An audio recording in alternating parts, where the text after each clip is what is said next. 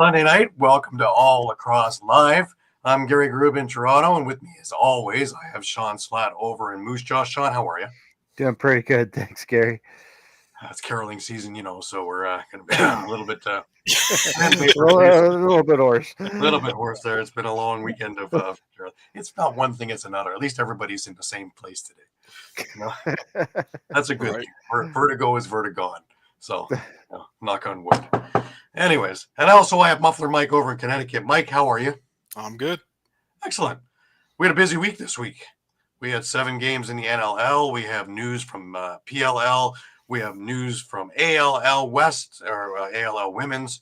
And we also have some ALL games for you. Plus, we're going to have the Wolves Den and we're going to have Wings Nest. My God. It's a regular smorgasbord with everybody here. Before we get rolling, just a reminder to everybody that all of our shows are streamed live across Facebook, also Twitter, YouTube, Twitch, and also Instagram Live. Remember to hit the subscribe, follow, and like buttons. Always share. Please tell everybody about us. The more, the merrier. Please enjoy all of our affiliates, the Pat Bernard Show, Steel Steps, soccer, football, post-game shows, pre-game shows, CFL shows, as well as a whole host of other shows on the Streampunk Entertainment Network. If you missed a show, no worries.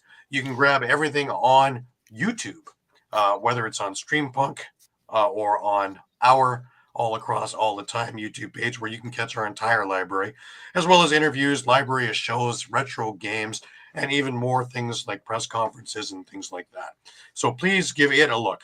And remember to stay up to date by checking out all of our social media pages. And we are on there regularly. So as it happens, we have it for you. Okay, a little bit of news before we get rolling here. And the first one, many of you know Tommy Beckett. He has been the longtime equipment manager for the Brampton Excelsiors, for the Green Gales, also for the Albany Firewolves, as well as a whole host of many other teams throughout the years. Tommy's battling stage 4 brain cancer. Excuse me. And over here we have Paul St. John from the ALL and Jim Veltman coming to visit him.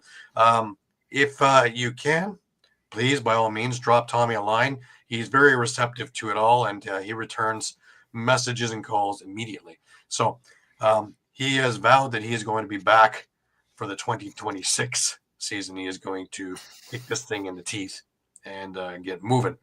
So I believe him. If there's a guy who can beat it, it is Tommy. So we wish him the very, very best. Hey, Brian Cole is with us. Brian, how are you? Happy holidays. Brian is beaming because Philadelphia won. Simple. Now let's bring us on to a little retro thing and see if any of you can guess who is in this picture. Mike, I'm going to give you an opportunity just for fun. Oh boy.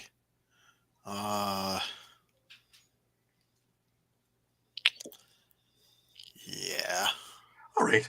Well, this is a picture of the Gates. You have Gary on the left and Paul on the right, and their older brother Bob in the center. Thank you to Ryan there from Vintage Lax for that picture. Pretty amazing. I love seeing stuff like that. Awesome. All right, a little bit of news here from the PLL. The PLL women have finally, given new locations of where they are. So you have the Boston Guard, you have the Maryland Charm, excuse me, the New York Charging, and the California Palms. And they will be involved in the tournament in February, as well as the teams that are there already from the PLL from the regular season. So this should be a lot of fun doing sixes. So have any of you got the interview on Thursday that I had with Bob DeMarco, the new president of the World Lacrosse group? We talked about why sixes, and interestingly enough, I didn't know this, that the Olympics only have 10,500 athletes for everything in the Olympics. So to carry huge rosters of 24, 30 guys for however many teams they're going to bring into it was just a not happening, as a non-starter. So hence another reason why six is just being another edition of lacrosse, as opposed to replacing it. This is the one that the Olympics wanted, needed, so that it could fit in there. And of course, we're very accommodating when it comes to that to get it in. Simple. So it was a very interesting interview. If you want to go on to my YouTube page at Groob, Groob, the entire interview is there. It was a great interview. We touched on a lot of different topics and a lot of different subjects to do with World Lacrosse, to do with Bob beforehand and his coaching careers and his playing career too. So very, very interesting interview. Great guy, and very accommodating. So, all right, let's keep moving on. Cody Jamieson. He is taking a little bit of a leave pending league approval. Cody Jamieson has been moved to the holdout list due to personal family reasons. Top priority is making sure that Cody and the Jamieson family know the organization is here to support them.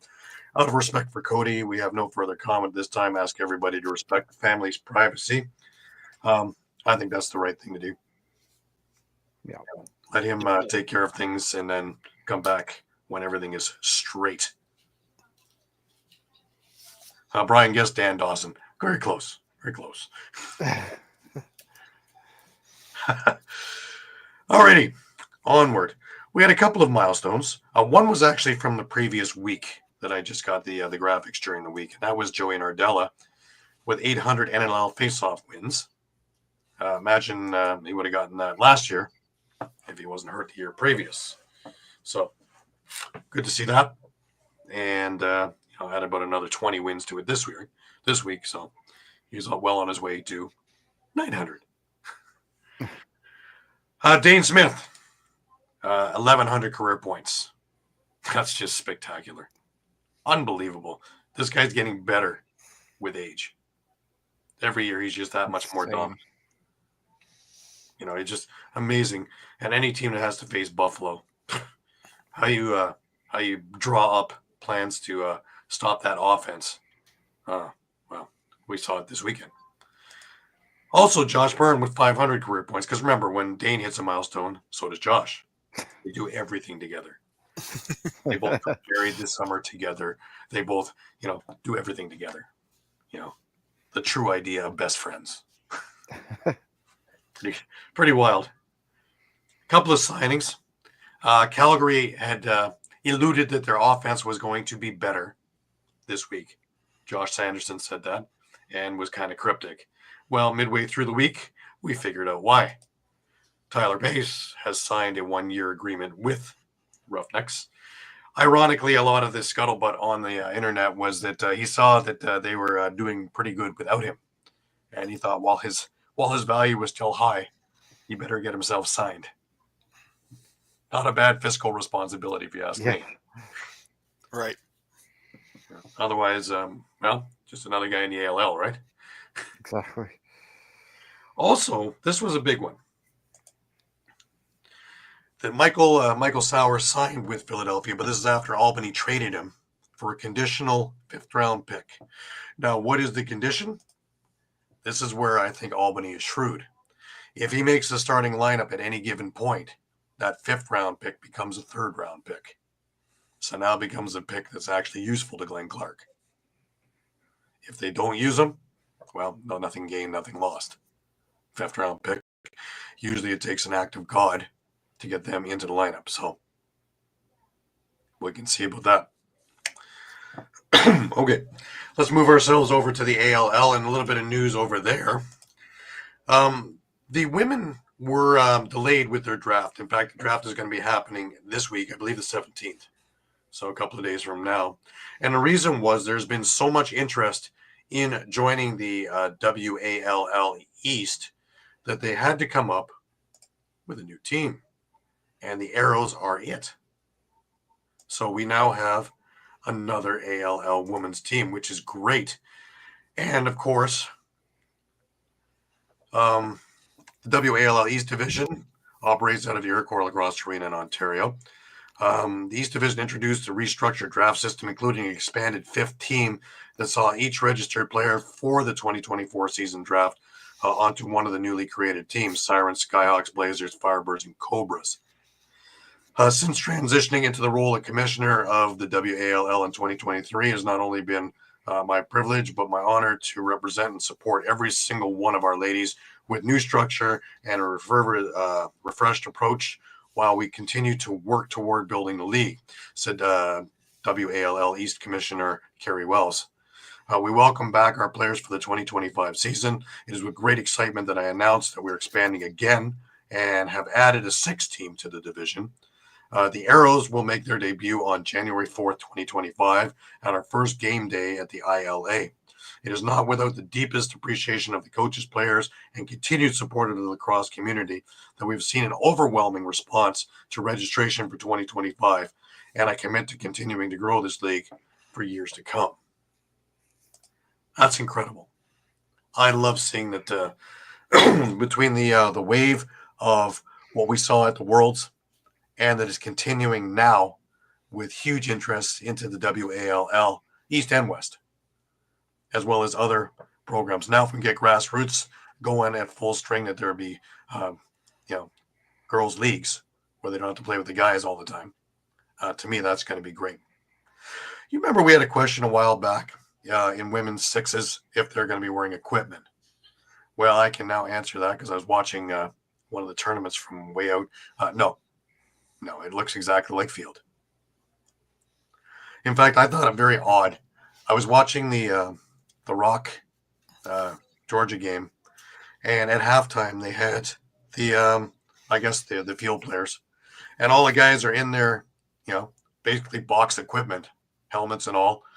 And here are the girls running around with their goggles and no equipment whatsoever. And it's like, this looks ridiculous. And the guys have pockets in their sticks, and the girls are playing with tennis rackets. Those would be playing with one of these. It just, and yet the girls were scoring left, right, and center. I still hold true that most of those women have much better shots than the guys, because if they can control that and pick corners with those sticks, give them a box stick and you're going to see some magic. And they're not making me a liar. So, alrighty, while we're on the ALL, we had a few games. The ALL West was canceled. I don't know if it was for weather or what, but they were not around for games this week. However, we had games in the East starting yesterday over at the track, where Toronto got into the winning ways, beating Oswego 13-9. In this game, the big thing, of course, was Toronto's defense was sensational. They really never let Oswego get more than 2 goals at any given time. There was never any runs in the game. So they were able to go in with Parker Viper and Patrick Thompson leading the way for the Monarchs offense.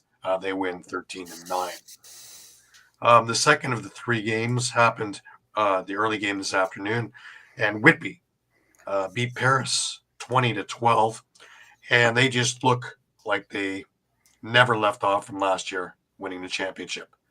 They looked even better in this week. 11 different scorers in the game, led by Devin Pfeiffer and Leon Osborne, as well as Brady Kiernan.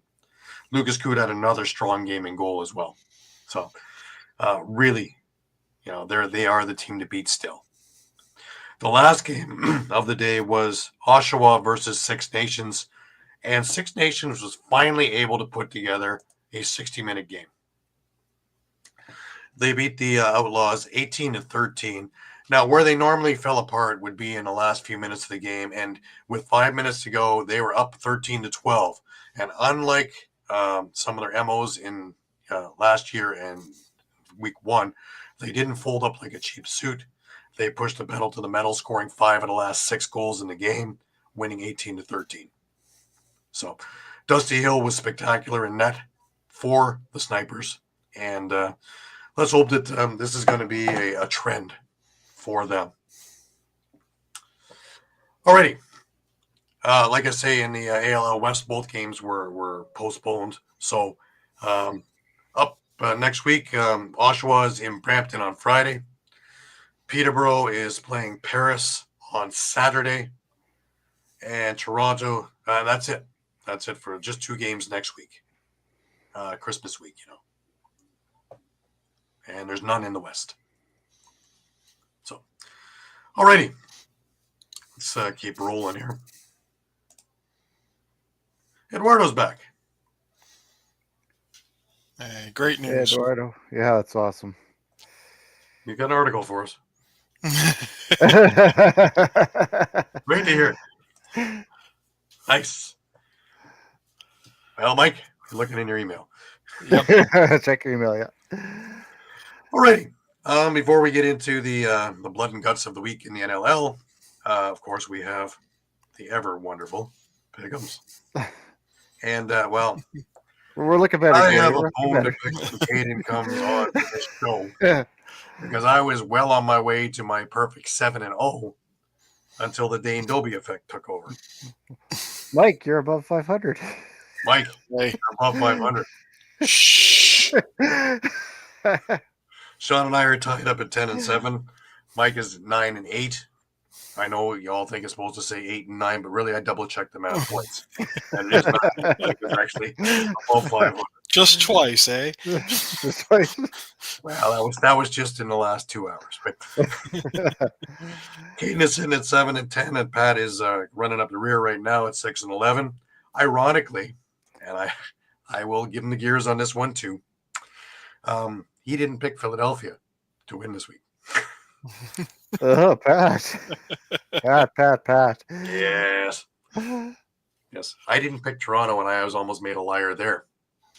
And I believe I should have been made a liar. But anyways, that's neither hither nor yon. We open up our fun over in,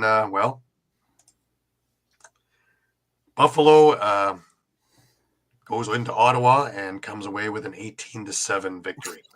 Now, again, in this game, of course, Dane Smith and Josh Byrne had their milestones. But, the funny thing is that Matt Vince was spectacular at the start. And these guys in Ottawa just gripped their sticks harder and tighter all game long. And, things that would maybe have gone in the week previous, they just were going every which way, high, wide, because they were getting frustrated. And that's the Matt Vince effect. And Buffalo, that defense, which pulls down onto the goal line, so you have 3 goalies at any given time, that was in full effect as well. And they're still athletic enough that they can get out and block shooting lanes. So look out. I'm seeing early playoff stuff here in week 2, week 3. This is frightening. As well as, of course, that ever popular Buffalo get on a run and just go to town. And that doesn't include, I think the 2 goals that Chase Fraser had called back and a few other things that went on. But Jesus, they were scoring from everywhere. And Dane Smith was involved in almost everything. It's wild to watch. Dane Smith is like a cheat code right now. It doesn't matter. The funny thing was he scored 1 goal or he scored a couple of goals, but one of the goals, he had nobody to pass it to. So he just fired it on the net and scored. And on his way to the bench, he was laughing, going, I didn't know what to do. Yeah. You're rolling well when stuff like that happens. Just on another level right now. It's just ridiculous. Oh, yeah. And Josh Byrne the same. Yeah. It doesn't matter. He can fire these little flip passes and, these skip passes back and forth. And away you go. And how do you defend? Because you defend against those two, Kluche scoring from the side. You defend against that, the bulldozer and Nanakokis in front. You defend against that. You got a howitzer coming from the left side with Fraser. And it goes on and on and on. And if that doesn't hit you, the transition game gets you. And if you're going to try and play rough, well, hey, they have that too. Between Nick Weiss and Steve Priolo, they'll be happy to dance with you. So it was a long night at the office for Ottawa.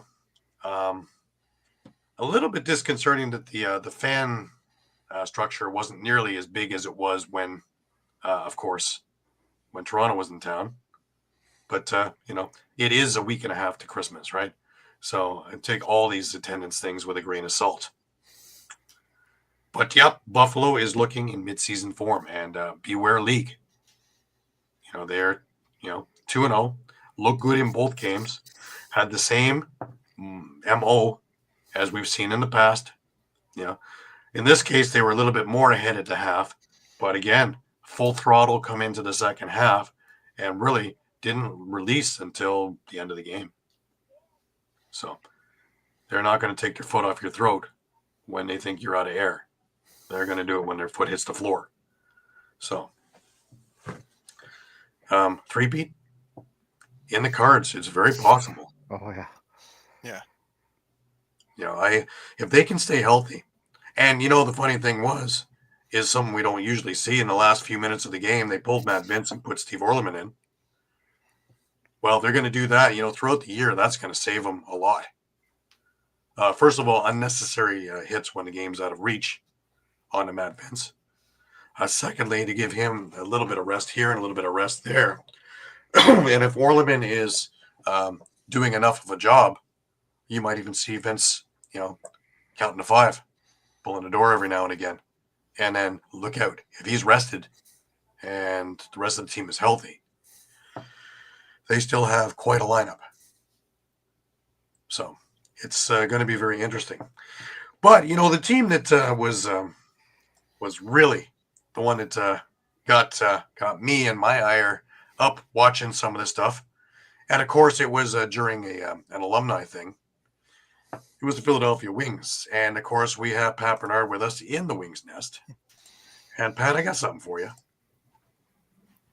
Since it is alumni week, we might as well go back to the old logos. So Bring it out. I like it. I won't be putting on a new logo just yet. That's sitting over there. Yes. But there you go. The Philadelphia Wings. Before the game was with all the alumni. Guys like Dallas Elliott made a trip in. Very good to see everybody in there. And they thought it would be motivational for the team. And boy, oh boy, was it ever. And our number 1 pick looks like he's found his way. Talk to me, Pat. Talk to me. Well, listen, gentlemen, first of all, before I get started, I got a little bone to pick with all 3 of you gentlemen. What happened up there in Ottawa? What happened? Did someone get a little bit of a went to the woodshed? Did Buffalo take one Ottawa team to the woodshed? Was Higgy in between the pipe? Did he have to get a bell across the bout? You know what happened out there? No. But listen, he got the hook. Yes, he got the hook.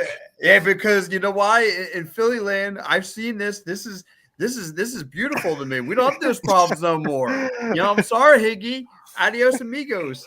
You know, we had what you call a good time finally. You know, 19 goals. I couldn't remember the last time I saw that from this Wings team.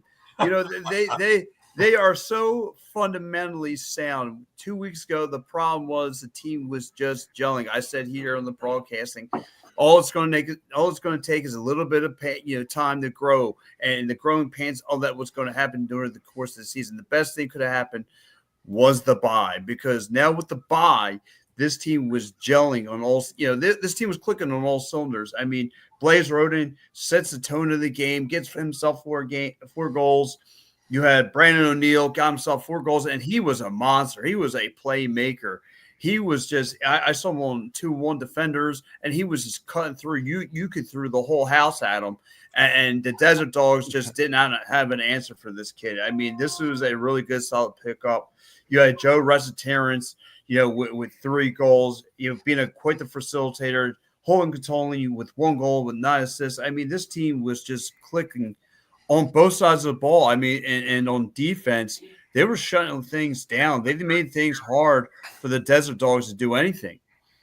And when you look at this team, though, I mean, how undisciplined are the Desert Dogs right now? 5 trips to the penalty box. Philly gets 4 out of 5 goals on penalty. I mean, so sweet right now with this Philadelphia Wings team. I mean, everybody was clicking. And again, Phil Caputo finding his role with this team, gets himself a couple goals and assists. So it was really, really nice to see. Right. Now, again, I got to admit the Wings looked really good. But again, before we start raising the banner, it was Las Vegas. right? Yes. I didn't want to. Listen. This is the get right game again. This is the You kind got of them game. again next week, so you can get right. Yes, we could run it back. We could run this thing back. We took the Desert Dogs. They can't survive in the cold here in Philly. Now we go out there. We can run it back. All good things could happen with this team. I'm curious to see. Like I was talking to another beat reporter.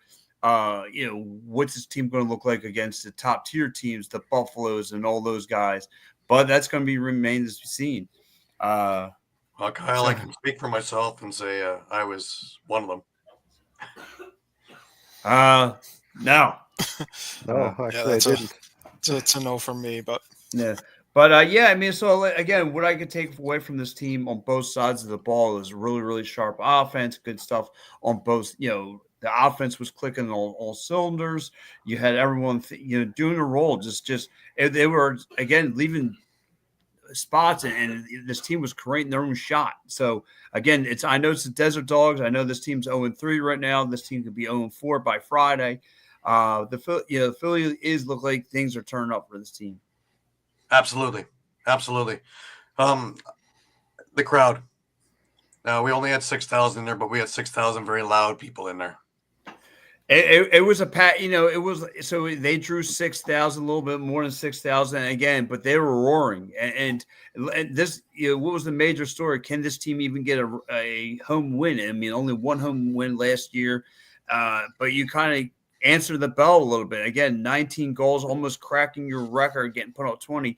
The only negative that I took away from the game was the goaltending, and not on paper he did.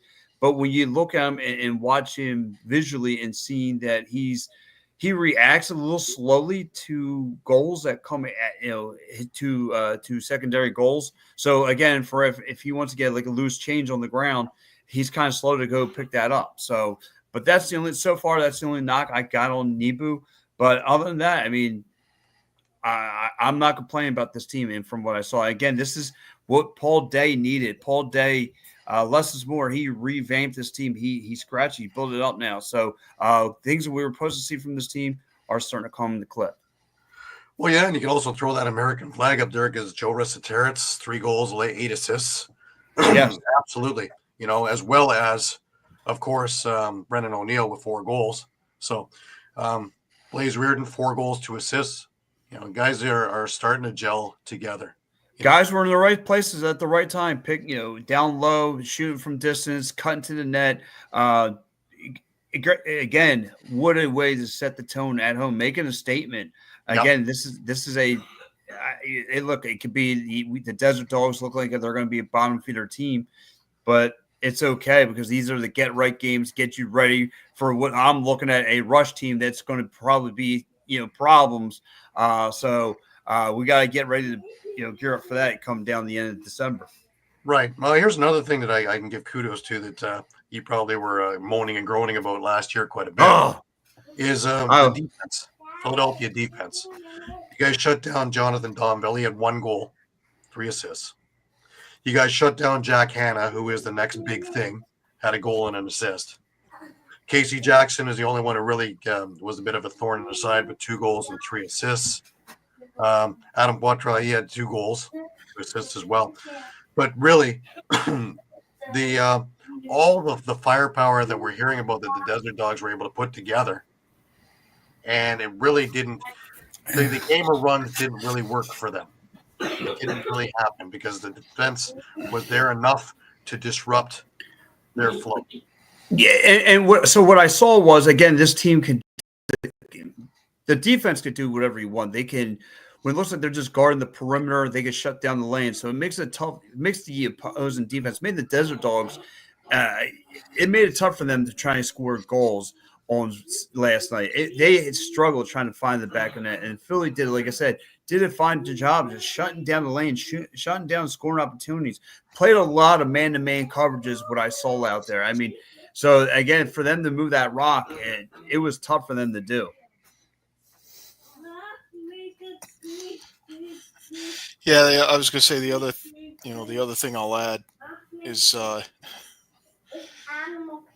holding the Desert Dogs again under 13 goals. It's a 37 straight game where they failed to reach.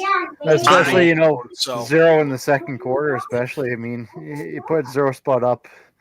Yeah, I mean, listen, winning the games. And I can't remember this Philly team holding an opponent under 10 points. I mean, for bulk of this team, a bulk of this game, that's what they did. Again, you walked out with a 19-10 win. I feel really, really happy with that. And every quarter, Philly scored first. That never happened. That was impossible for this team to do. So, everyone in Philly is kind of relaxing right now. We can all breathe. No one's sphincters tighten. We're all feeling pretty good. So, but, same mood with 47 saves as well. So you're looking at a pretty solid performance from him. Yeah. And like I said, he looked pretty good. Again, a little slow getting to the responses. But other than that, he played phenomenal between the pipes. I mean, so with Paul Day bringing in those guys from Panther City, getting bulk of those guys that kind of contribute. Again, key for this team chemistry. Learn off one another. Phil Caputo now getting a role, filling his spots and got 2 goals and 2 assists. Holden Gattoli being a facilitator out there with 9 assists. Joe Russell-Terrence with 8 assists. So, I mean, guys kind of knowing their roles right now. And again, way to get a big home win against the Desert Dogs. You can run this back. Get a couple wins now before you face, like I said, the rush at the end of the month. Right. Well, Pat, we're looking forward to seeing you glow again next week. Oh, man, I'm excited. Yeah, I mean, listen. When was the last time you saw me come on to this show not crying? I think this is a first. Yeah, I don't have a bag over my head. True. You're not throwing your headset anywhere and nothing. It's a beautiful thing. Yeah, I mean, I'm usually crying and moping and tell you how much I can't stand Higgins and all these other things, but I don't have those problems no more. So true. The meek Pat Bernard. Yes, this is meek. Hey, Aaron, I got to ask you, are we trading places here? I mean, you're 0-2 right now. I mean, I'm happy. I mean, what's going on? I'm 0-3. 0-3. I got plenty. I got plenty of guys. Yeah, take 0-2. 0-2 would have been a great thing. 0-3 is a little bit, but we'll get to that. Don't worry, we'll get. Yes. Well, listen, guys.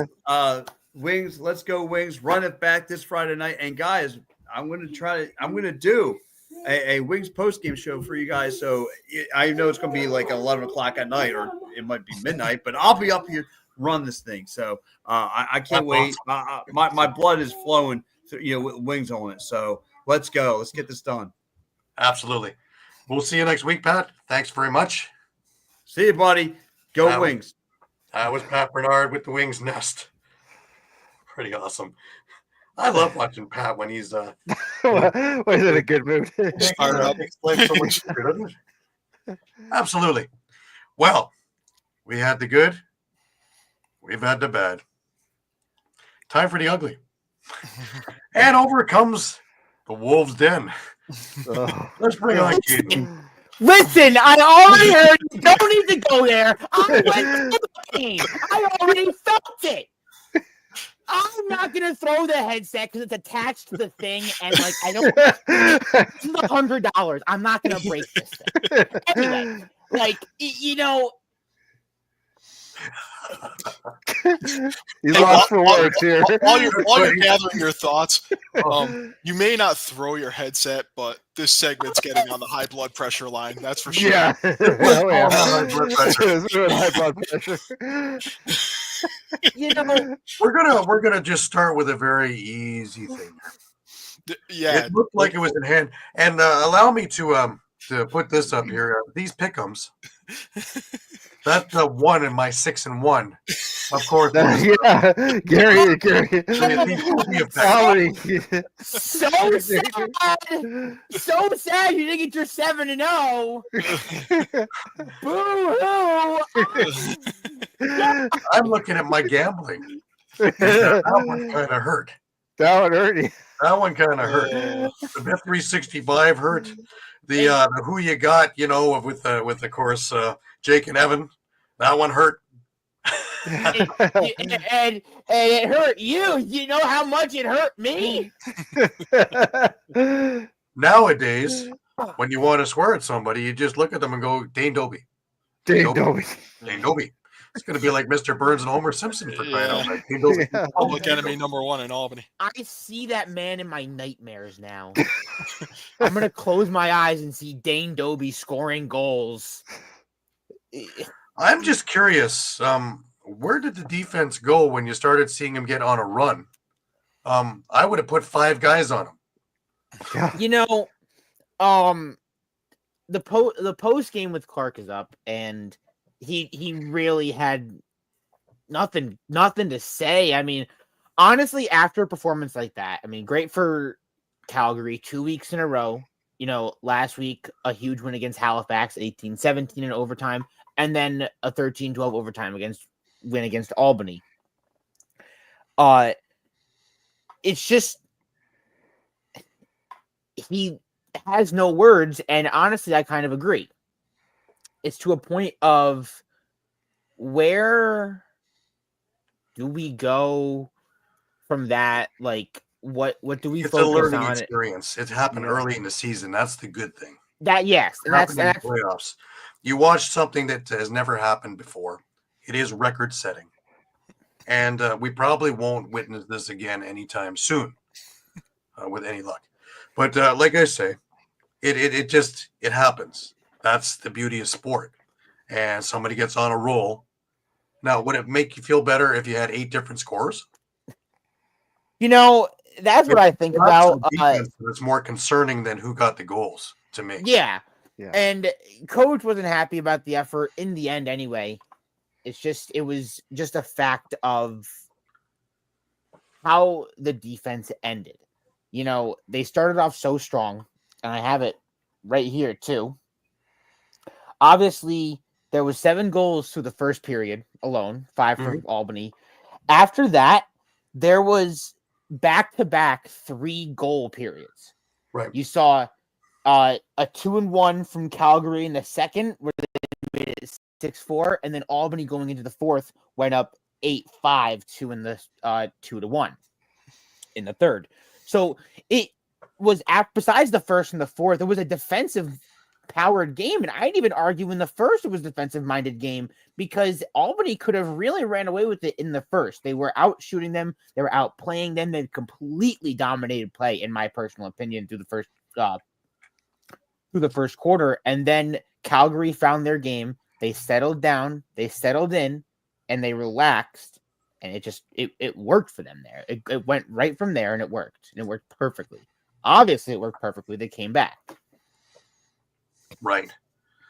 Now, me personally, with Albany being a young team and an athletic team, would have run the older Calgary team or tried to run them into the ground. I would have spent my entire first half running laps. Even if I didn't score, I would have run them all over the place. That they were still sucking wind 18 minutes into the second half. Kind of shocked watching the first half that it was as even as it was, and Albany really wasn't trying to push tempo. That's what worked against Toronto, was they were pushing tempo and having the Rock mistakes happen and capitalizing. And they really didn't or weren't allowed to, with a little bit more savvy of a defense. And of course, you have a Troy Cordingley and Phil Sanderson on the bench as well as Josh Sanderson. So a little bit, cagey veteran players, coaches to try and put up game plans. Yeah, speaking of Sanderson, he's definitely happy to be back after the game, sitting in the conference room, and I hear him coming from the locker room screaming, "I'm effing back, Albany!"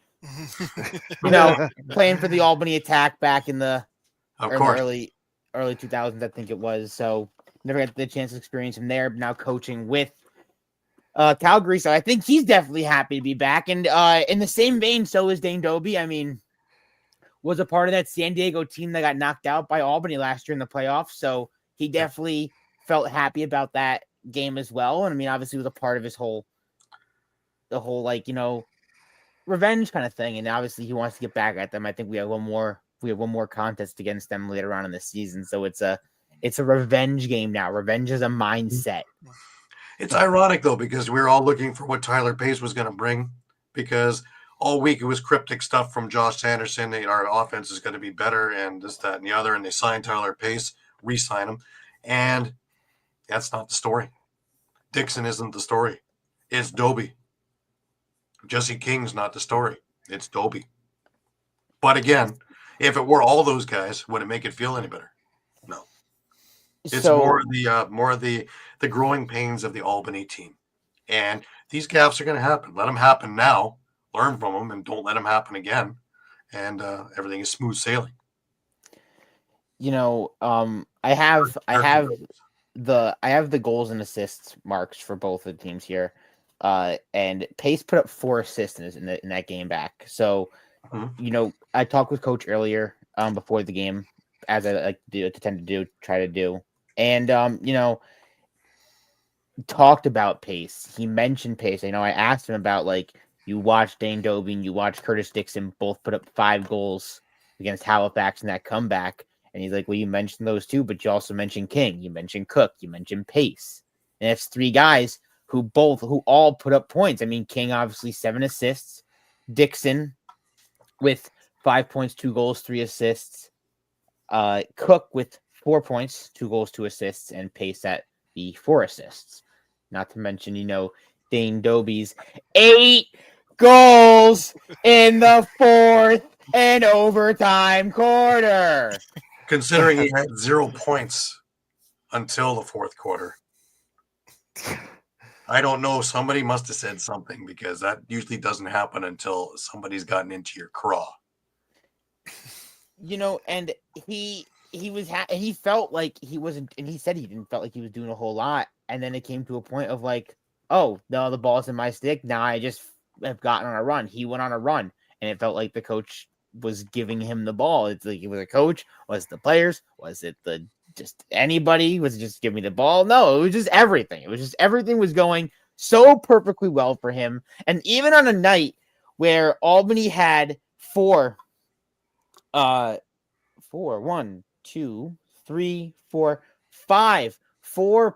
point scorers. Sam Firth with a goal and 3 assists. Ty Kurtz with a hat trick, 3 goals, 4 assists.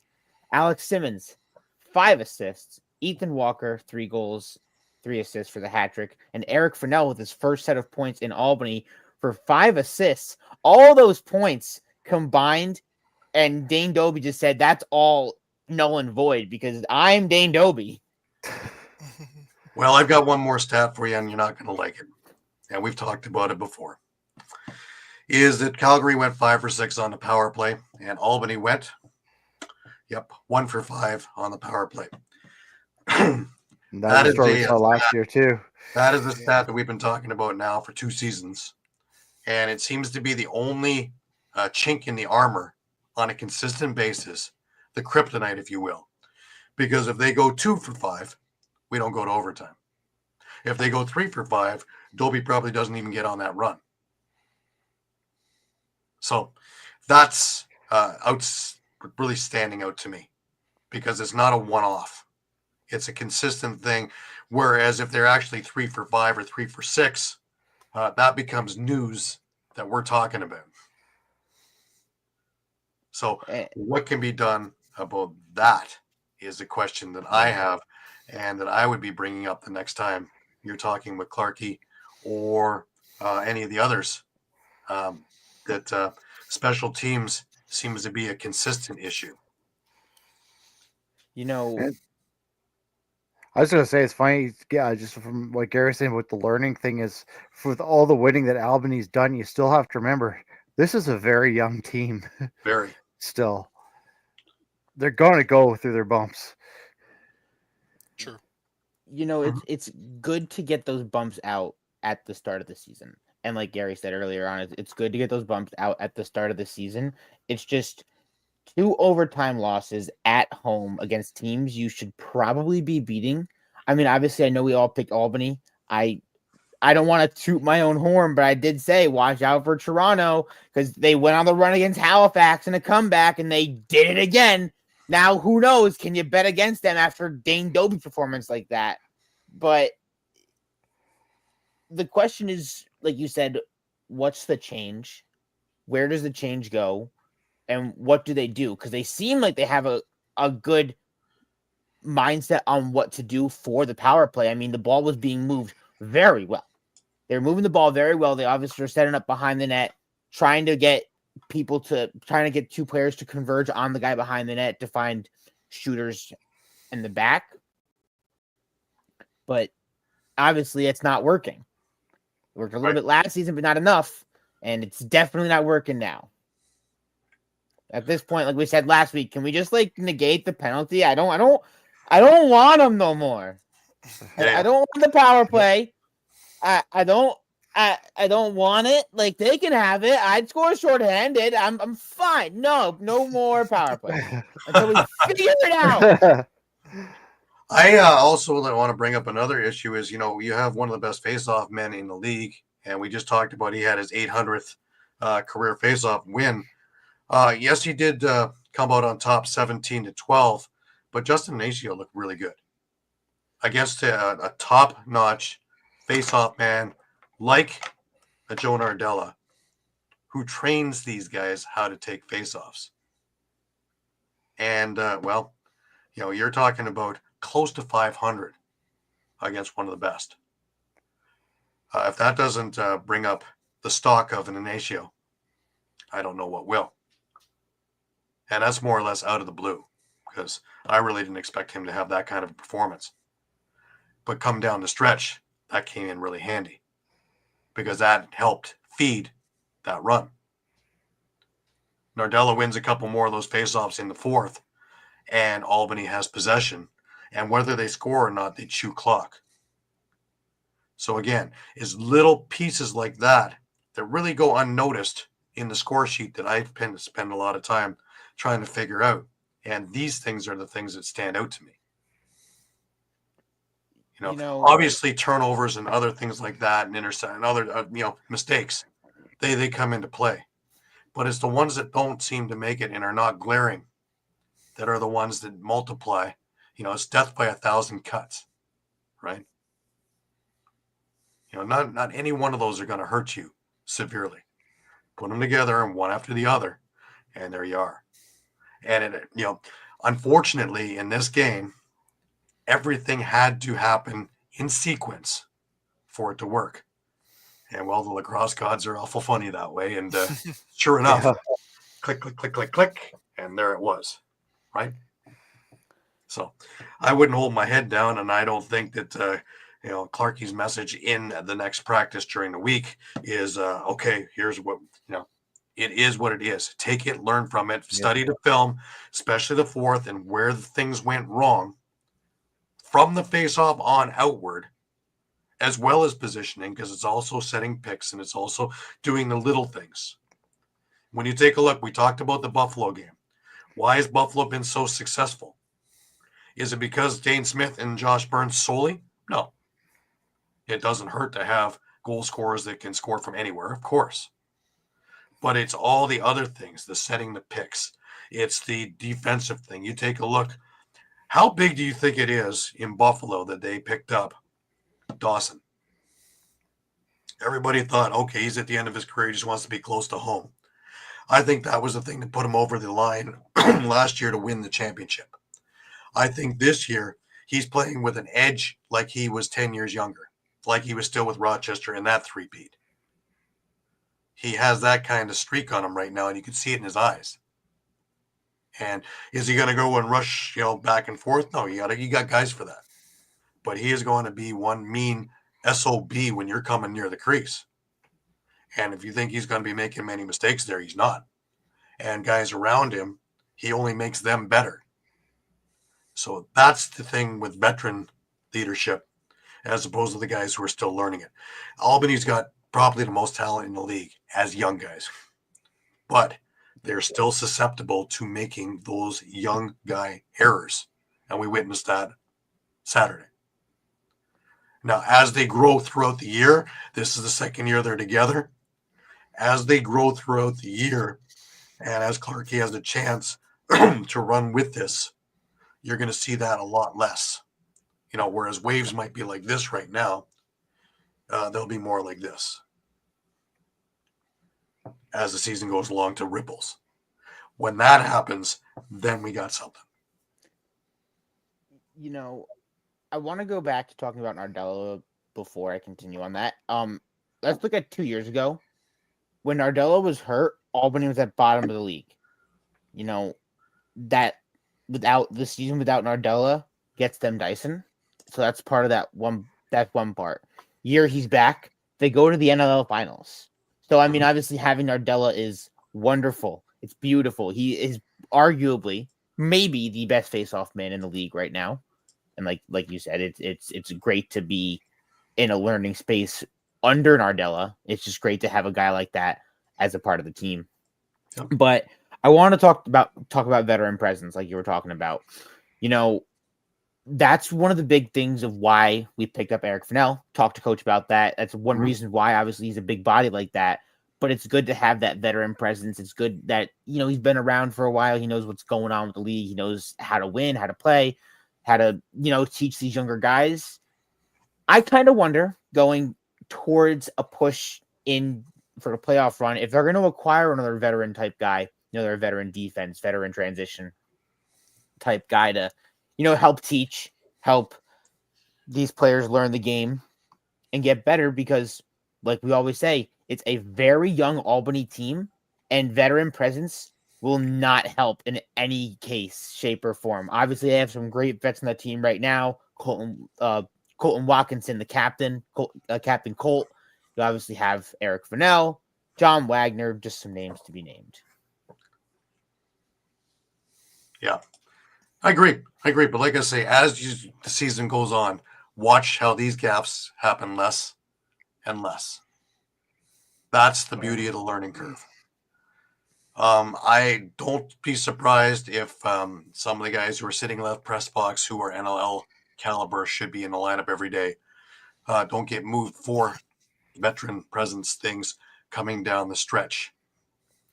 Because if that's the piece that's missing, then that's the piece that needs to come in. Because you know what you're up against. You played them last year. And, you know, you did a fine job last year. However, they're chomping at the bit for that three-peat. And Matt Vince is looking at making history that has never happened. He is doing three-peat with two different teams. So if you don't think there's a lot of incentive there, and why they're all got their napkins around their neck and fork and knife in hand, there it is. And we're right there. We're the dog at the bottom of the table, waiting for those table scraps to fall, waiting for our one opportunity to say, "You ain't looking, all right? I'm gonna jump on the table, take a hot dog. It's your fault. You're stupid. You weren't looking. Now it's my hot dog." I think of all the teams in the league, Albany is still sitting there as the best alternative right now. But how do they measure the growth?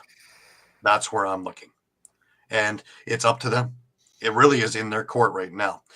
It's how they take a loss like this, where everything fell apart at the end, and you can learn from it, or you can go and, you know, crumble with it. So now we're going to look at, you know, we've always talked about this, character, not characters. Now it comes down to the character of the Firewolves team to pick themselves up, dust themselves off, say that was a one-off, and get back to business. Take it, learn from it, look at the tapes, and then put that into the back drawer and get on with business. You don't want to sit there and hound on it all week, and you don't want to sit there and, you know, midway through a game go, it's happening again, because that doesn't do any good. You take the lessons from it, you move on, and you work and game plan it.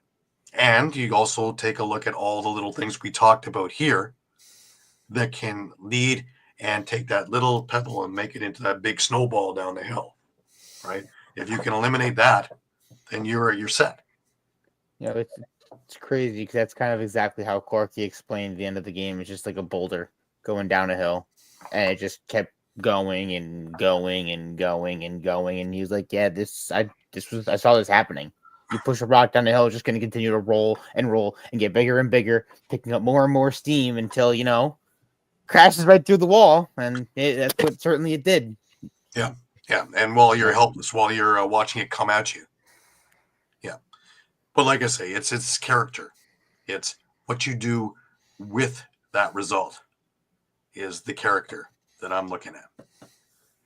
So, anyways, it's a one-off. It's a one-off. Cost me a bit of money, but hey. You know, if I could go back in time, oh boy, howdy, I would just make sure you certainly get your 7-0. You know, Totally would Christmas not. is in a week, right? Listen, we get a rest, we get a week off, I get to relax and come back into it 2 weeks. Halifax. And that's the look at Halifax. And that Halifax team is licking their wounds big time. Should I be saying that every time that Marshall Palace is in the lineup, they win? I mean, hey. I love Marshall. He's a great player. I love Marshall. I think he's just a great guy, period. He's just a lot of fun. Great guy. Another great guy, at the start of the game, I was hoping that they were going to hit their points, but they sadly didn't. I have him right here. Somewhere am I? Yeah, there it is. So coming into the game, Travis Longboat 8 points away from 100 career points. Mm-hmm. So no points tonight. He's going to be hitting that. And Colton Watkinson is also 10 points away from 100. So, you know, those guys getting close to that 100-point mark. You had Simmons hit it in the first game of the season. So I think we're going to see a lot of those guys this year hit it again. Right. I have no doubt in my mind that we're going to see. I wouldn't want to be Albany's next opponent. And Halifax, you know, good luck, because you're going to get one pissed off group. Oh, yeah. So that'll be interesting. But thank you, Caden. You took it on the chin like a champ. Oh, boy, I will say the ride home was just... That was something.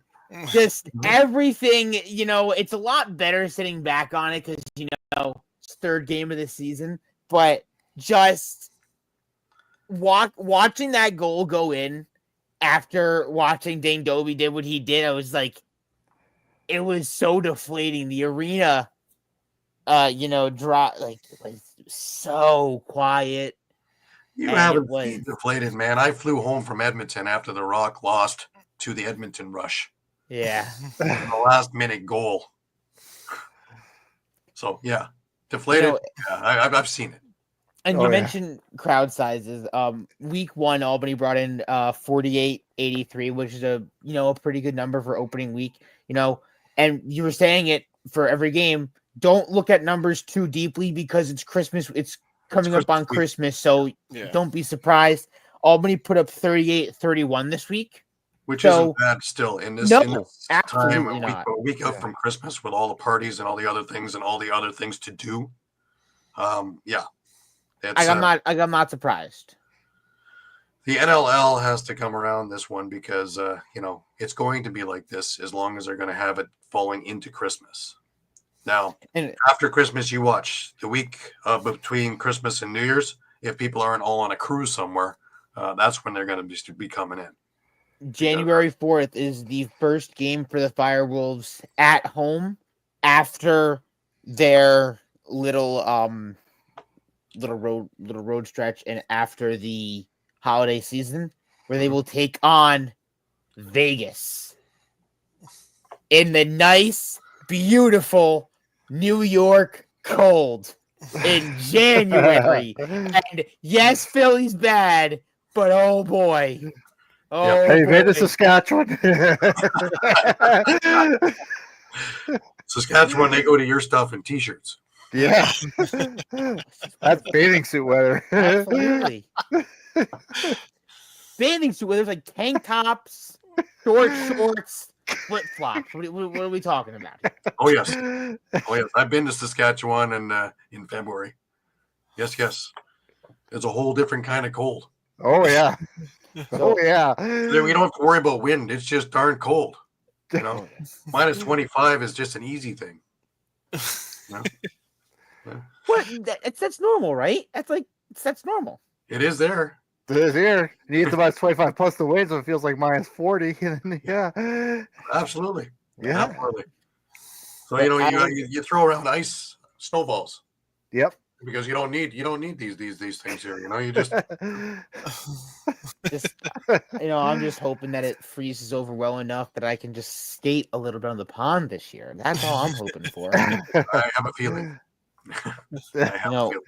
So I look at that Vegas Albany game at home for a big comeback from the fans, especially after a 2-week hiatus and 2 weeks to really market to the people. I feel like it would be back to those week 1 numbers, maybe a bit higher. I think so, and everybody's going to be absolutely chomping at the bit to go catch some lacrosse because marketed correctly,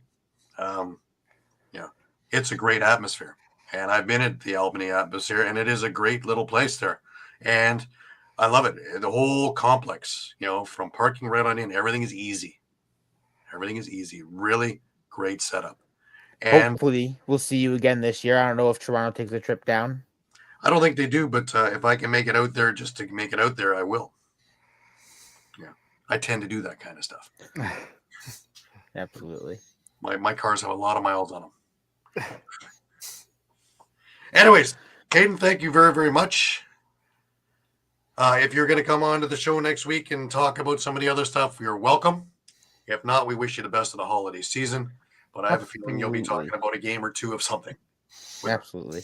I'll definitely try to get on. I know I do work on a beautiful Sunday next week, which, oh God, I don't want to do that. But, we ball. Yes, we do. Yep. All righty. I'll let you go, and thank you so much, and we will see you next week. Take it easy. That was Caden Valent over with the Albany Den, the Wolves Den, which was a little bit meek at the end. But anyways, there's worse things in life, This, as long as they take it as a learning experience, they're going to be all the stronger for it. Get these things in now, and that's it. What's that, Shawn? I was going to say, you talk about taking on the chin. It's not about taking the hits, picking yourself back up and get back in the fight, right? Yeah, that's it. And plus, Mike Tyson said it best, everybody's got a plan until they get hit in the mouth, right? So let's see how they react, because they just took it in the chin. So, alrighty. Why don't we head over to Vancouver? Vancouver looked good. Well, they didn't look good to start, but they did look good, and they did come out with a 10-7 win. Keegan Ball's hat trick leads the way for the Warriors win. Lanchbury and Smith, that Hattie's in a loss. Yeah, and Lanchbury and Smith were about all the offense that Rochester had. They did have a 4-2 lead at the half, but Vancouver had a 6-goal third period to kind of take control of the game. Led in that third period by, of all people, their top draft pick, number 4 overall, Jonathan Peshko, got his first career NLL goal to start the quarter and then close the quarter with his second goal. He finished with 2 goals and an assist. As mentioned before, Keegan Ball had a hat trick. Jeff Cornwall also had 2 goals, the last being an empty netter with a few seconds left in the game to kind of ice it. Ryan Martell had 4 assists. Reed Bowering had a goal. Question for you, Mike. What's that? Where do you think it went wrong for Rochester? Because everything looked good at the half. 4-2. They looked like they were sailing. Their defense was solid. Yeah. You might even say the end of the second half. They took an illegal substitution penalty, and that led to Peshko's first goal. Mm-hmm. And Vancouver went 4 of 8 on the power play in the game. That 8 power plays, so could make a difference. Yeah, that could be part of the reason. That's a good. Yeah, and I'd say the other bright spot, Alex Stathakis, 15 to 20 on the faceoffs. That's huge. Yeah. So there's your diamond in the rough. Bang, right there. Yeah. So Rochester fared pretty well themselves when they had a power play. They were 3 of 6. So, as we said, Lanchbury, 3 goals and an assist. Ryan Smith had 3 goals. That's good to see from him because he was pretty much shut out last week against Buffalo. Connor Fields, only 2 assists. McConvey, just 3 assists. Josh Medeiros had his first goal as a Nighthawk in transition, shorthanded even. So, yeah, I mean, Hutchcraft faced a lot of shots again. So, maybe a little bit of concern about just the Rochester defense kind of taking something out of Philly's playbook from last year, where they're just letting an awful lot of shots get through. So I think one of the unsung things here is just how good the defense. Rob Williams made the adjustments at the half, and how good the defense came out in the second half and just stifled Rochester. It started out fairly normal, but it got more and more tight as the second half went along, and Rochester never had a sniff in the fourth. They never really had an opportunity to get rolling. And yeah, shut out in the fourth, and yeah, I mean, I'd say the defense maybe is starting to gel, just starting to come together. Yeah. I mean, they do have a few new pieces, obviously, guys like Jeff Cornwall coming to the team, and of course Stathakis, and then you also have Braden Lady's entering his second year, but same as Owen Grant, but I think they're really really starting to come together, right, and just I think that's just they know they know that collapse from 2 weeks ago just it just shouldn't have happened, so, and I think this time they made sure that it didn't. Made it a point to kind of keep that focus in the second half. Well, we're back to what I was saying with Albany. It's taking those hits and learning, and not laying down and letting them get into your craw and affecting how you play. It's taking a lesson from it and using it. And Vancouver showed here that not only did they take the lesson and learn from it, but they were able to apply it and maybe even use it as fuel. Because they were down 4-2 at the half, but really, when they got themselves all straightened away, and whatever the halftime message was, whether it goes into their character or whether it goes into their abilities or whatever, they got themselves straightened away. And once they did, they're the what I expected from them from the beginning. Yep. And if they're going to do this week in and week out, they become a part of the equation again as well. Because they're also a team that, hasn't been together that long. So as they're gelling, as you mentioned, as they gel, that's going to be a huge, huge step forward in playing some of these other games upcoming. And gelling with a lot of veterans too, right? I mean, oh yeah. With Albany, there's going to be a learning curve, but that learning curve might be a little more steeper just because you got younger guys. Where once you start gelling with this, there's not as much of a steeper learning curve. These guys know what they need to do. Right. Yeah, and they have a good mix of veterans with guys like Beers, Dilks, Mitski, Cornwall, Charbonneau. We've all been in the league for a good long time. If Crowley can get Cormier, and get him under his wing, pardon that pun. But if we can get that way, boy, oh boy.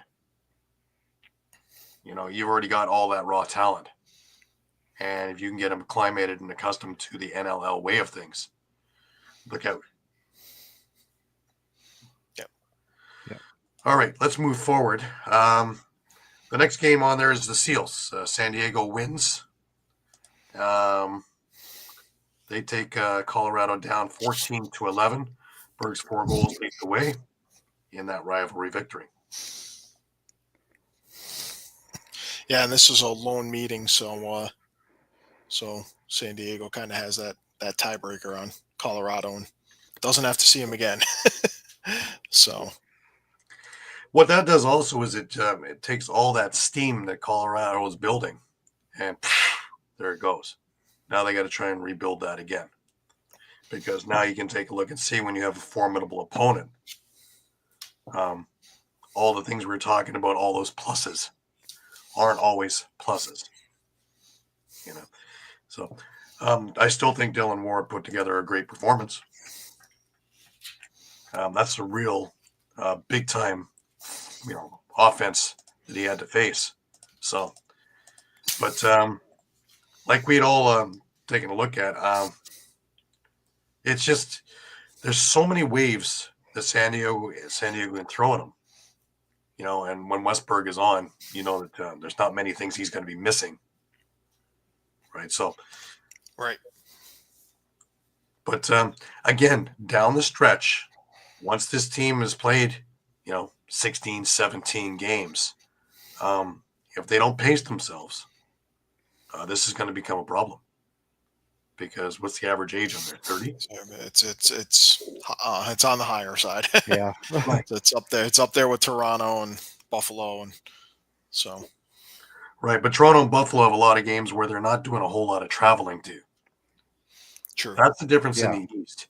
When you're coming out of San Diego where there's nothing close to you and everything is a plane flight, that gets a bit weary. Even, a lot of their guys are from Ontario.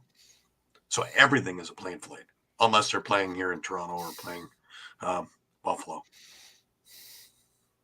But any of the others, you go to Georgia, then you go to San Diego, then you go to Vancouver, then you go to Calgary, you're flying all over the place. So that starts catching up midway through the year. But again, some of the things you take a look at, Kyle Jackson had a big night. He had 3 goals. Zach Currier had a big night, 2 goals, 2 assists. Rob Hellier, steady as always. Of course, we talked about Westberg with 4 goals, 3 assists. Ryan Benesh, he looked fairly ordinary. He still had 3 assists, but he looked fairly ordinary this week, right? If a couple of these guys have that fairly ordinary thing at the same time, then we have the what happened? Scratch. Yep. Yeah. We haven't seen it yet. It's still week 3, right? But, it can happen easily.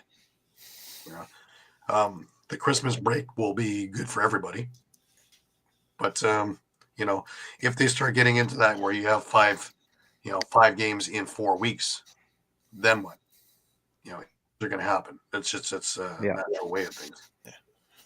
Well, the Seals do play next week, so they've got the rematch with Georgia. So that's going to be right. Now, also a concerning thing is Wrigley Early faced 43 shots. So it's only about a 750 save percentage. 11 goals in 32 saves. So to me, that's not oh my God, he stole the show numbers. Yeah. So it may be an unpopular opinion. West, he's still I've seen him play great this year, and I've seen him play mediocre, and this one's kind of in between the two of them.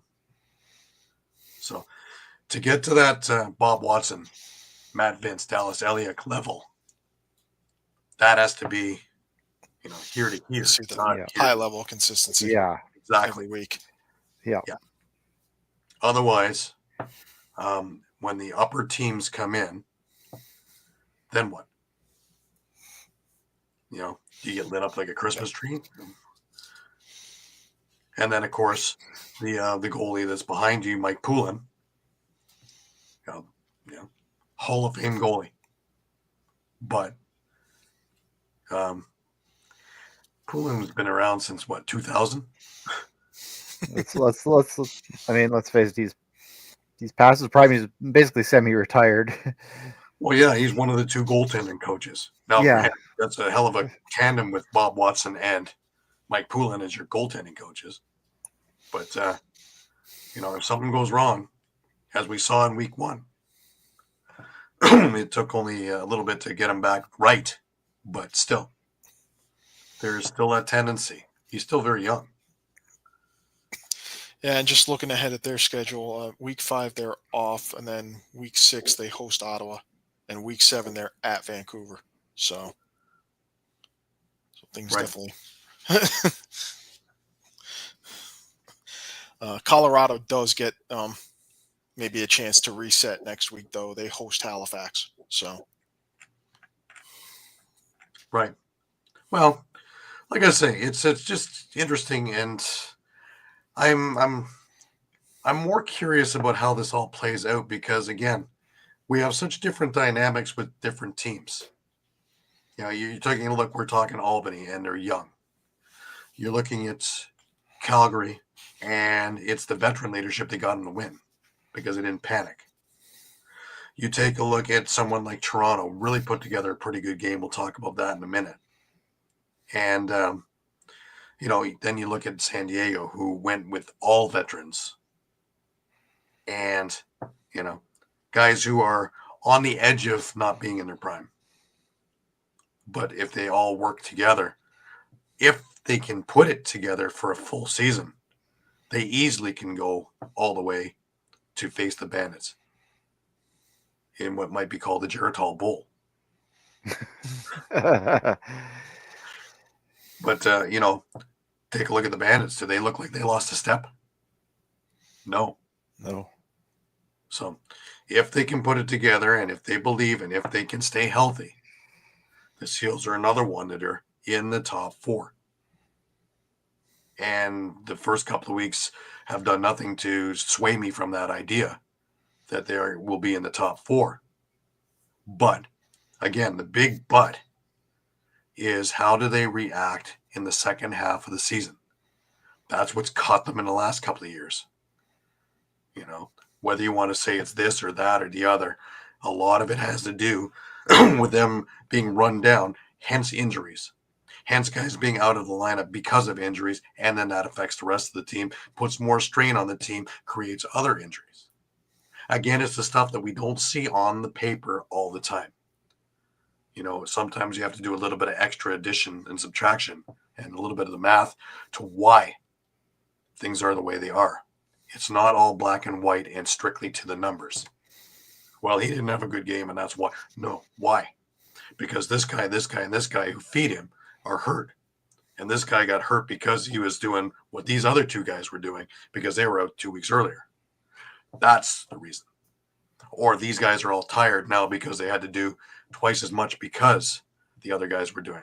These are the factors that come in and that I'm curious about later on in the season.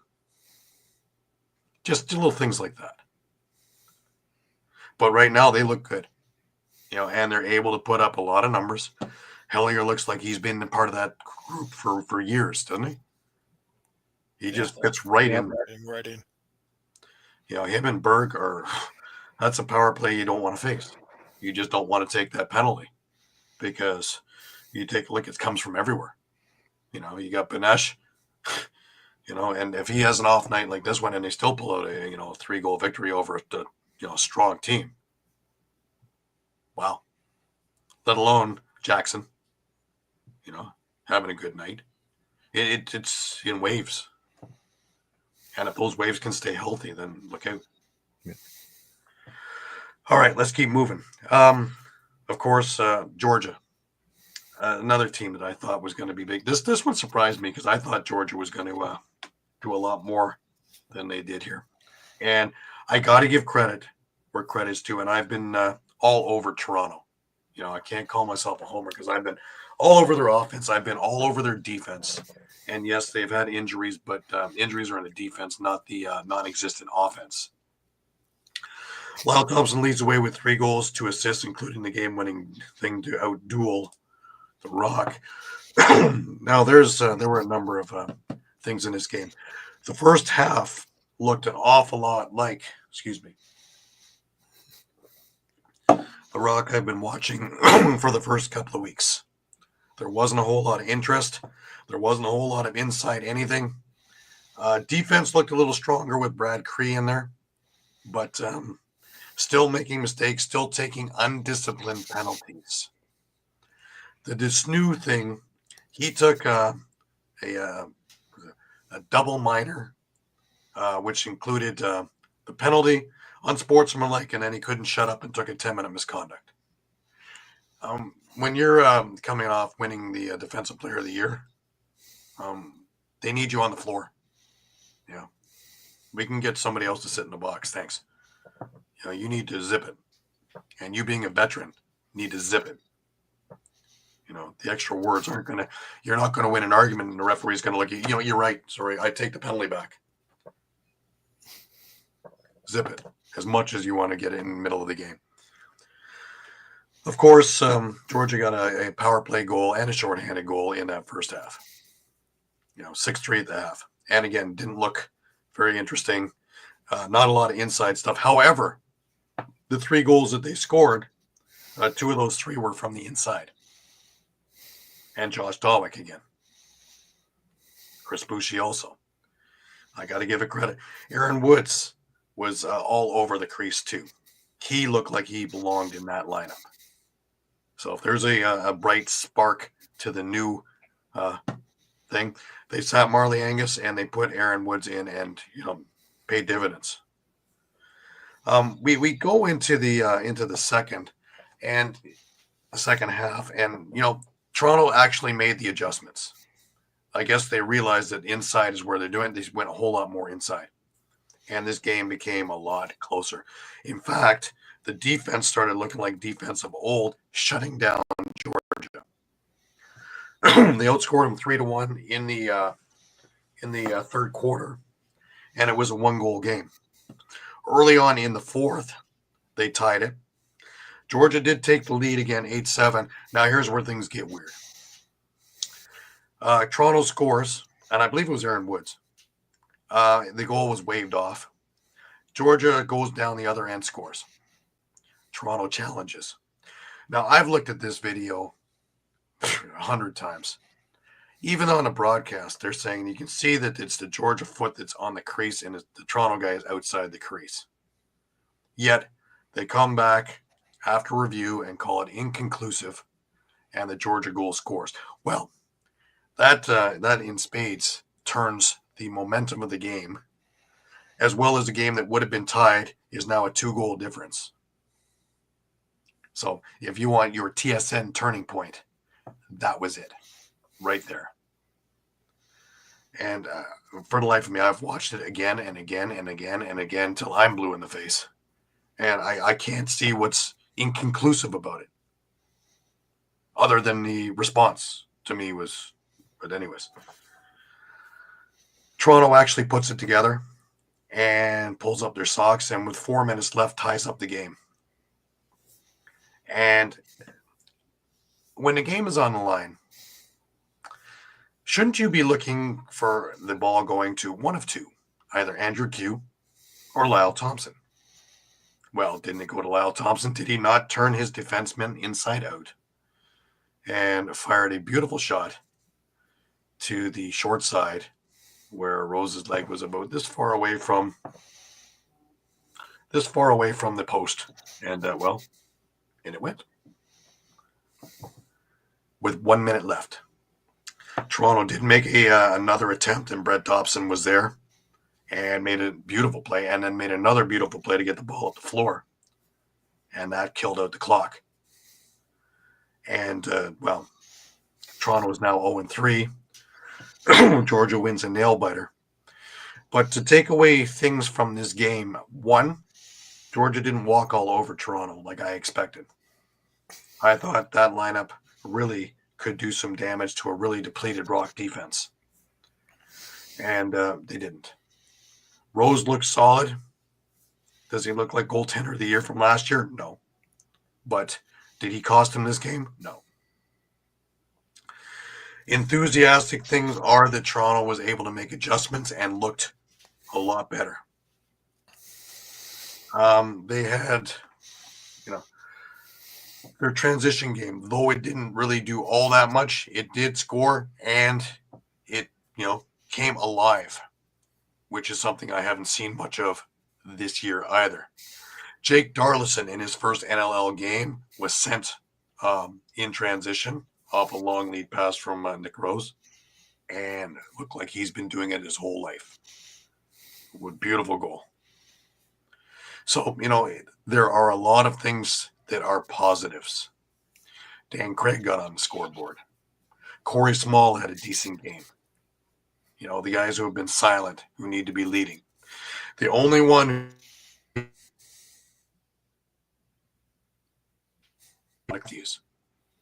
he was doing a lot of setup, a lot of quarterbacking, but the shots just, to me, just didn't work. But hopefully that one gets rectified. Well, they have a week off, and when they face Ottawa in Mississauga in 2 weeks, that's where it needs to be. Chris Boucher had a really good game, with goals and with energy and being Chris Boucher of old. So there's a lot of things that I take from this game that I am enthusiastic about the Rock performance. And with a couple more weeks back, hopefully Schreiber comes back. Hopefully Rogers is back in the lineup by that point. Erlin, who knows? That obviously is a long-term injury. But, there's a lot of upside to what's going on. And I really like what I saw with Woods and with Darlison. So these are all positives to take out of it. And again, week 3, yes, it's 0-3. But, Mike, you made the point there, 10-8 will get you in the playoffs. It did last year. Yes, that means you have to rhyme off 10. Well, Toronto rhymed off, 15 out of 18 last year with this lineup. So it's possible. Yeah, I mean, You start with 1. If we can beat Ottawa, then you worry about Buffalo on the 10th. Yeah, I mean, I was going to say just, last year we saw, a 9-9 team get in. We saw an 8-10 team get in and beating out, 4 other 8-10 teams. I don't know that I'm too worried yet about the teams on the bottom. Like you said, with one less team, that means there's one less team you got to leapfrog from the bottom to get into the playoffs. I would ask, and I know we haven't talked about Halifax yet, but, we've got 3 winless teams now after 3 weeks of play. Halifax is 0-2, Toronto 0-3, Vegas 0-3. I would ask, who do you have the most confidence in of those 3 teams to potentially make the playoffs? Even if they, let's say, we set that cutoff at 5, any team that, goes beyond 0-5 probably has no chance. Right. That's tough. I don't have a whole lot of faith in Vegas, to tell you the truth. I was going to say, that's the one team I don't have faith in is Vegas. I could see Halifax or Toronto turning it around. I mean, Halifax has lost 2 in overtime, so it's not like they've looked terrible other than blowing big leads. And if Toronto, we know what they can do. They can straighten everything out. Yeah. And they looked like they were, in my opinion, this should have been a W. That call that I talked about goes the other way, and it's a tie game. And then Toronto puts together a couple more because they have the momentum, like they did anyways without the momentum. They were definitely taking it to Georgia in that second half. So, I think Ottawa's going to see an entirely different team than the mess that they saw in week 1. And if they think they're not, they're mistaken. So I think once they get that first win and relax a little bit, because now, of course, they're getting it from everywhere. Right? They're getting it from home. They're getting it from the fans. And that's not healthy. But the team still is the team, and luckily it's been around together so they can persevere. And it's not like they just threw them together, 3 weeks ago or a month ago. And, all of a sudden it's going to be the infighting. That's not happening. That's not this group. So I look for them to build from what we just saw. And like I say, they have a lot of faith in themselves, and that's what they keep saying in all their messages. And, also enthusiastically, as I'm watching Josh Dawick become a real NLLer. He's doing everything. He's setting picks. He's got the outside shot. He's now inside a lot, diving across the crease. He's doing what Lindner used to do. And if they're getting that kind of production out of him, he becomes a very valuable piece. Again, another one that I wasn't expecting, not like that. And there's somebody who, I wouldn't be surprised if he's the GM in, 15 years on this team. He's not going free agency somewhere else. Right. So it'll, that's one that, again, if he's going to become that upper echelon player, you can start building around him unexpectedly. Now you get Schreiber back and you get Rogers back who can come out the front door. The offense has a whole new look to it.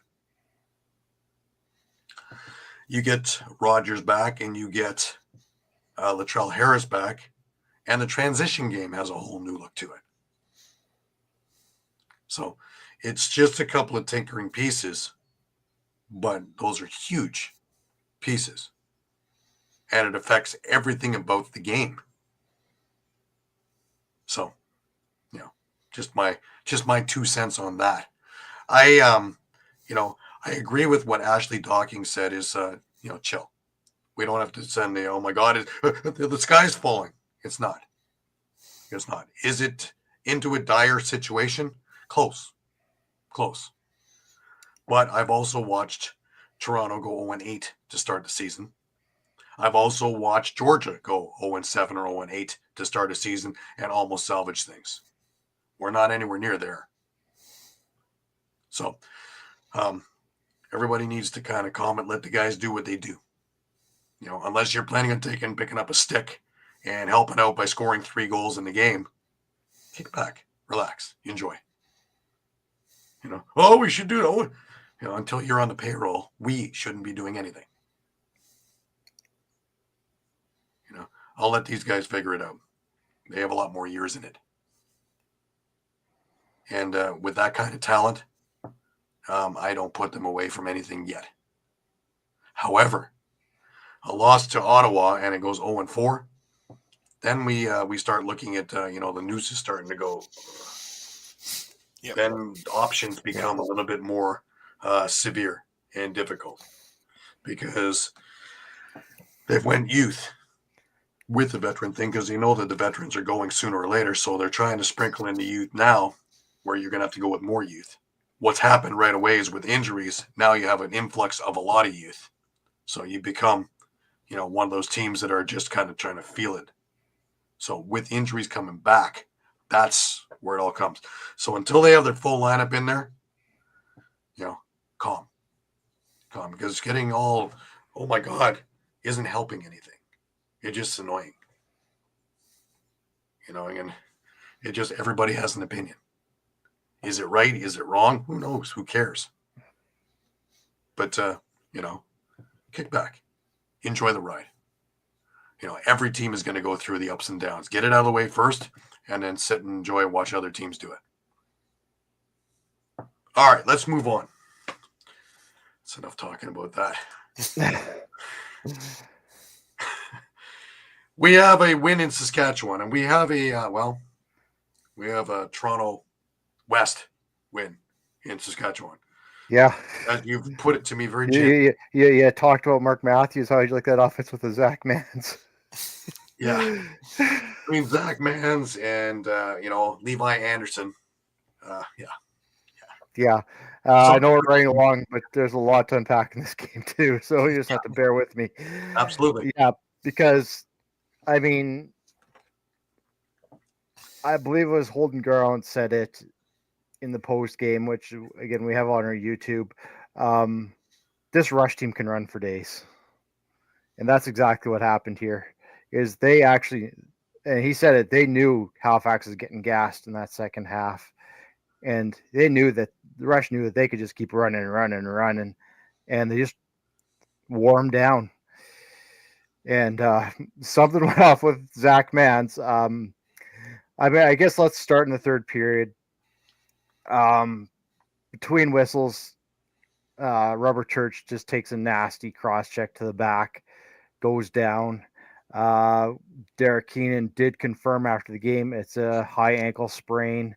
He's going to be doubtful for next week. Doesn't know the severity of it yet, but yeah, that can be weeks weeks of recovery. So they could be without a key piece in that offense. But I mean, Rush were down at the half 6-2. Dawson Theed scores his fourth in the third to make it a 7-2 game. Zach Mans hits his first goal, 7-3 game. Fourth quarter, Robinson scores. Halifax up in by 5 early in the fourth. Cue Zach Mans. 4 straight goals. Yeah, looking like Dane Doby. And now we have a 1-point game.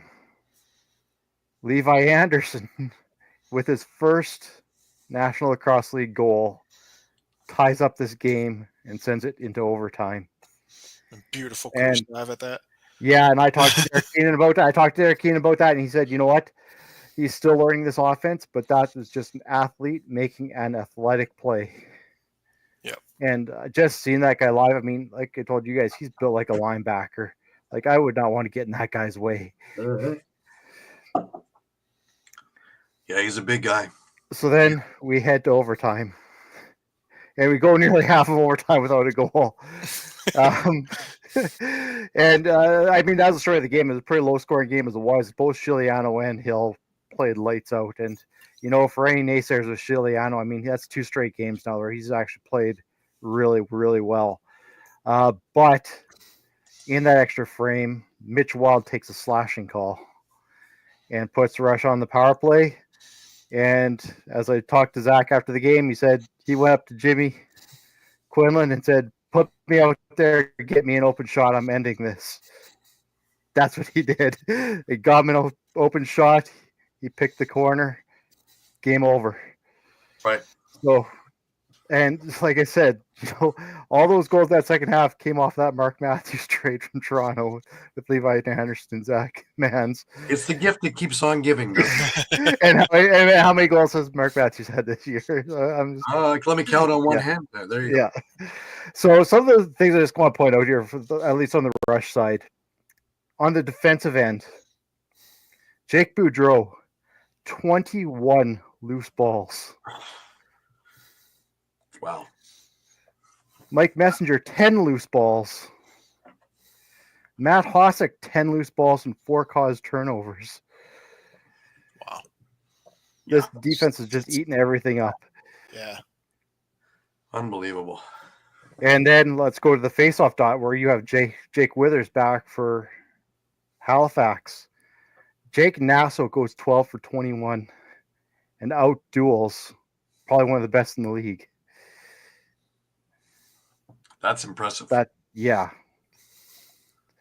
So, yeah, the Rush admittedly said they had a terrible, terrible first half, but when they can turn it on, we saw what can happen, even without Robert Church. Yeah, that was a weird one too. Him going down, no call on that. Yeah. Another interesting little thing. The league is going to be busy this week with its officiating crews. So, yeah, and even like I'll be honest, just not to be the homer too, but even that slashing call in overtime, maybe it was a slashing call, but I don't know if that's something you would make at would that you be point calling in the that game. in the finals? Overtime. That's the thing. If we're looking at consistencies. And we keep talking about consistency, and we're looking to do this and looking. Okay, consistencies. That's all we're looking for. But you also have to know when and what, right? What's over the line. So, if it's a blatant call, they got to make it, right? Yeah. Otherwise, we're going to be there going, why wasn't it called? Yeah. So, But just kind of going back to things, I mean, again, going back to Zach Mans, when he's going to the coach and saying, just give me the ball, I'm going to win this, like, how much confidence is he working with right now? Just knowing that, just get the ball in my hands, I'm going to put it in. 12 shots on net, 8 points, 6 of them are goals. That's impressive. Well, Derek was saying I don't think he had one shot in the first half, and then just everything just drops in the second. Yeah, I mean, I think that with the injury to Church, it might beg the question.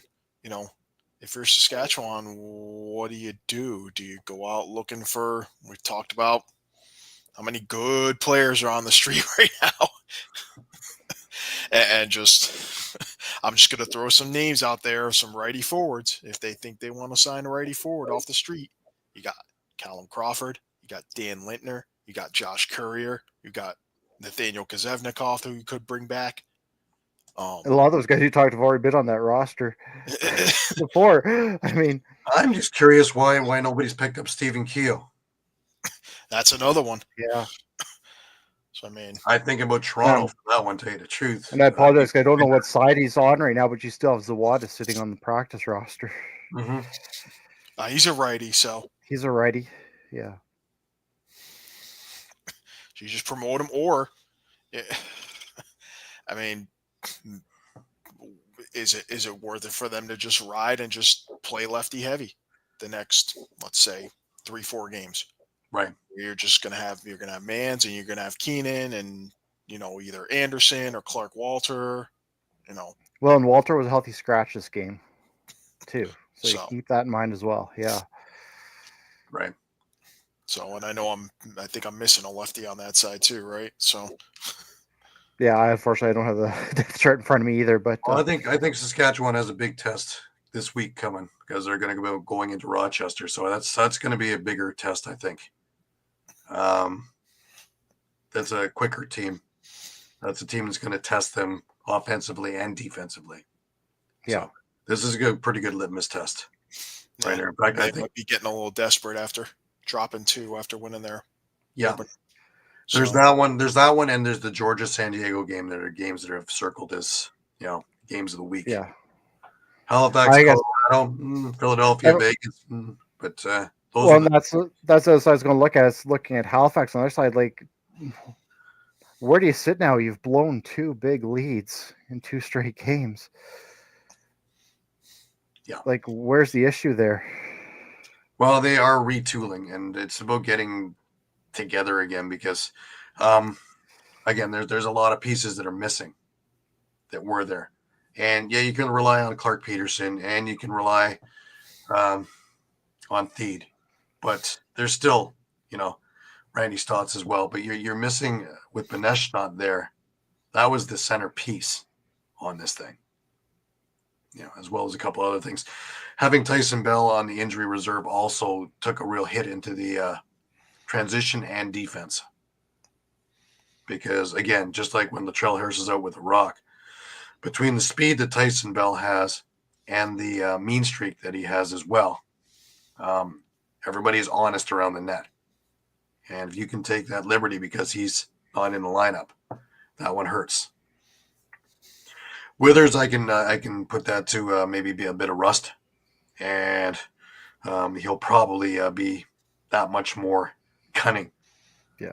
On the face-off dot next game. Yep. So, But I give Jacob Nassau a lot of credit. Like, even he battled. There were some real epic battles with him and Withers. Yeah. The other night there. Like, there's a lot of up-and-coming guys that we haven't really seen too much of that are coming into the league as face-off guys, but they're also as defensive guys. They're not just Fogos. And that's the new sign of the times. yeah.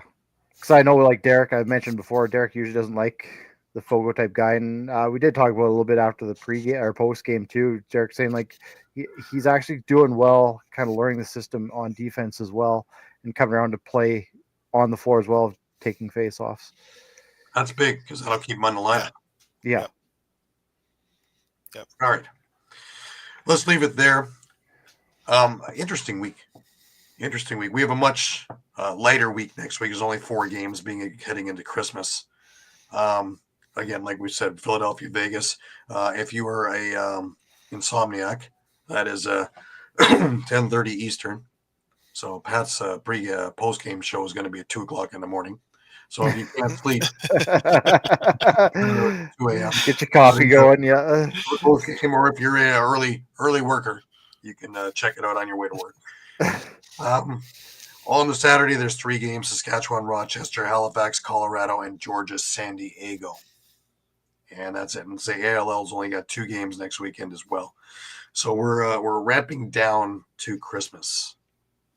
But we will be on next Sunday covering everything that is going on, and trying to help figure out what's going on with some of these things. And there should be a number of little bits of tidbits of news from the teams, because they've had 3 weeks to have a look and see what's going on and what's not going on.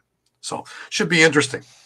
Remember, you can find us on Facebook. You can find us on Twitter. You can find us on Instagram. You can find us on Thread. You can find us on YouTube. Please give a look. Please give a like. Please give a follow. Facebook, please come back 3, 4, 5 times a day, because the news is always changing, and we have our fingers on the pulse of that situation, and we will be up to date with everything going on as quickly as we know it. We will have it up to you. Last words, guys, for the week. Shawn, let's start with you. Yeah, a lot of exciting games this week.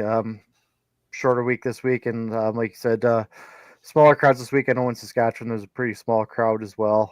One of the smallest they've had since moving, but hey, it's around this time of year. It'll get better. Absolutely. Mike, last words to you. I just look forward to next week. Happy that I'm over 500 in pick'ems. Just gonna throw that out there. Those little victories, yeah. Absolutely.